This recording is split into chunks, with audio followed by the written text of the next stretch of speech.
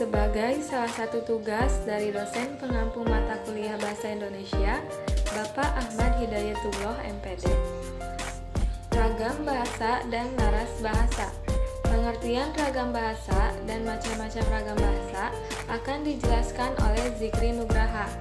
Perbedaan ragam bahasa lisan dan tulisan dan faktor penyebab timbulnya ragam bahasa akan dijelaskan oleh Dia Ainovianti. Pengertian laras bahasa dan macam-macam laras bahasa dijelaskan oleh Dinda Lestari, dan yang terakhir, lanjutan dari macam-macam laras bahasa akan dijelaskan oleh Fadilatus Syalihah. Jadi, pengertian ragam bahasa Indonesia menurut Bachman, Beckman, ragam bahasa adalah variasi bahasa menurut pemakaian yang berbeda-beda menurut topik yang dibicarakan, menurut hubungan pembicaraan, kawan bicara, orang yang dibicarakan, serta menurut medium pembicara. Macam-macam ragam bahasa. Ragam bahasa ilmiah. Bahasa ragam ilmiah merupakan ragam bahasa berdasarkan pengelompokan menurut jenis pemakaiannya dalam bidang kegiatan sesuai dengan sifat keilmuannya. Ragam hukum. Ragam bahasa hukum adalah bahasa Indonesia yang corak penggunaan bahasanya khas dalam dunia hukum, mengingat fungsinya mempunyai karakteristik tersendiri. Oleh karena itu, bahasa hukum Indonesia haruslah memenuhi syarat-syarat dan kaidah-kaidah bahasa Indonesia. Ragam bisnis. Ragam bahasa bisnis adalah ragam bahasa yang digunakan dalam berbisnis, yang biasanya digunakan oleh para pebisnis dalam menjalankan bisnisnya. Ragam agama. Ragam agama yaitu keanekaragaman agama dengan berbeda keyakinan satu dengan yang lainnya, contohnya di Indonesia. Ragam sosial. Ragam sosial yaitu ragam bahasa yang sebagai norma dan kaidahnya didasarkan atas kesepakatan bersama dalam lingkungan sosial yang lebih kecil masyarakatnya. Ragam kedokteran. Ragam kedokteran yaitu ragam tentang bahasa ilmiah. Ragam sastra. Ragam sastra yaitu bahasa sastra yang punya fungsi estetik yang dominan, dalam arti sifat estetiknya yang menguasainya. Jadi bahasa sastra itu dipergunakan dalam sastra untuk mendapatkan nilai seni karya sastra juga, terutama dalam bidang kebahasaan sendiri, yang dalam hal ini berhubungan dengan gaya bahasa sebagai sarana sastra. Ragam bahasa lisan. Sekarang masuk pada bagian ragam bahasa tulisan dan lisan. Ragam bahasa tulisan adalah bahasa yang dihasilkan dengan menggunakan tulisan atau rangkaian huruf sebagai unsurnya.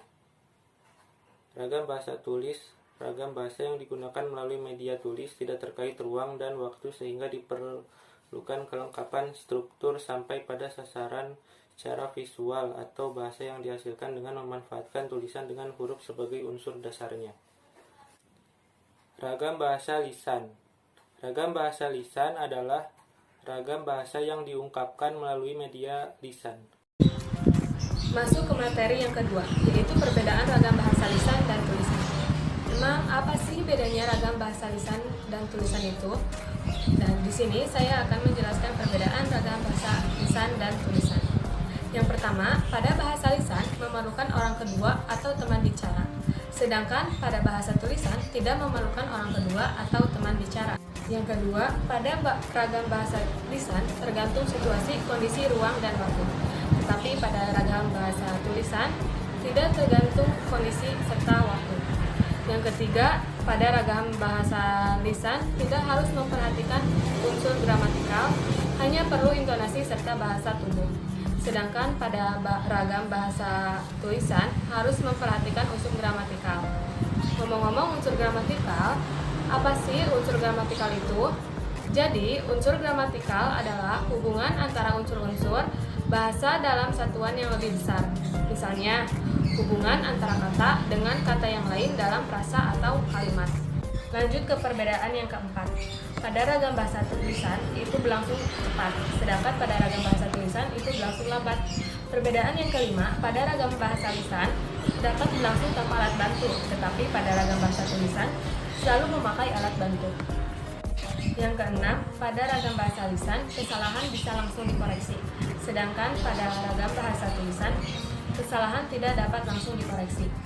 Dan perbedaan yang terakhir adalah pada ragam bahasa lisan, dapat dibantu dengan alat gerak tubuh dan mimik wajah serta intonasi. Sedangkan pada ragam bahasa tulisan, tidak dapat dibantu dengan gerak tubuh dan mimik muka. Hanya terbantu dengan tanda baca saja. Apa aja sih faktor penyebab timbulnya ragam bahasa itu? Yang pertama, ada unsur budaya. Kenapa unsur budaya? Karena setiap daerah mempunyai perbedaan bahasa atau daerah hidup yang berbeda. Yang kedua, faktor sejarah. Tentunya di setiap daerah atau wilayah di Indonesia mempunyai kebiasaan dari nenek moyang yang berbeda. Dan yang terakhir, faktor perbedaan demografi. Dikarenakan setiap daerah memiliki daratan yang berbeda.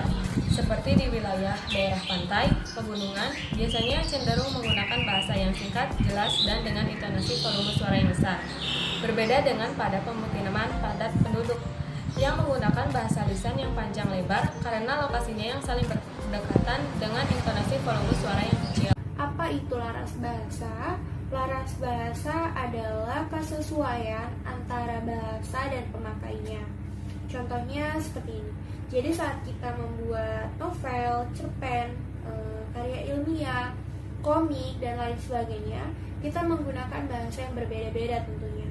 Jadi saat kita membuat karya tulis tersebut, kita menempatkan bahasa apa yang kita gunakan sesuai dengan tujuan kita membuat karya tulis tersebut. Ada 4 macam laras bahasa. Yang pertama ada ilmiah, yang kedua ada laras iklan, yang ketiga ada laras bahasa hukum, dan yang keempat ada laras bahasa sastra. Aku akan menjelaskan dulu yang pertama, dengan laras bahasa ilmiah. Laras bahasa ilmiah adalah penulisan bahasa yang digunakan untuk mengungkapkan ilmu. Ada 8 ciri-ciri laras bahasa ilmiah.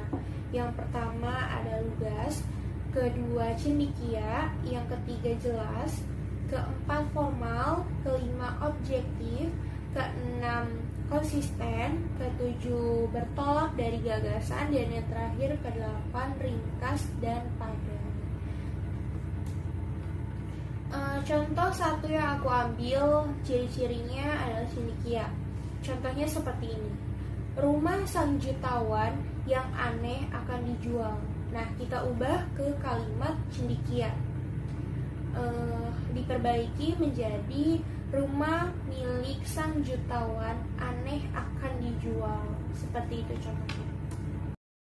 Laras bahasa iklan ialah bahasa yang digunakan untuk membuat iklan, bahasa yang dapat menarik perhatian pembaca untuk membeli atau memakai barang atau jasa yang ditawarkan. Ciri-cirinya menarik, informatif, bahasa yang positif, mudah dipahami, kalimat aktif. Contohnya brosur dan pamflet, dan lain-lain. Inilah contoh brosurnya. Yang kedua, laras bahasa hukum. Laras bahasa hukum ialah bahasa Indonesia yang corak penggunaan bahasanya khas dalam dunia hukum dan fungsinya memiliki karakteristik tersendiri. Oleh karena itu, bahasa hukum harus memenuhi syarat-syarat dan kaidah-kaidah bahasa Indonesia. Ciri-cirinya objektif, lugas dan eksak, tidak beremosi dan menjauhi tafsiran bersensasi. Contohnya Undang-Undang 6 Tahun 1982 tentang Hak Cipta.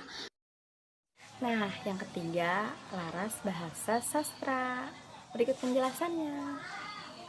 Laras bahasa sastra ialah bahasa yang merupakan hasil dari cetusan kreasi, imajinasi, dan pengalaman. Bahasanya dapat berbentuk naratif, deskriptif, dramatis, dan puitis. Ciri-cirinya kreatif, imajinatif, puitis, dan hidup menggunakan bahasa tersirat. Contohnya yaitu puisi dan pantun. Berikut contoh puisi ada di sini.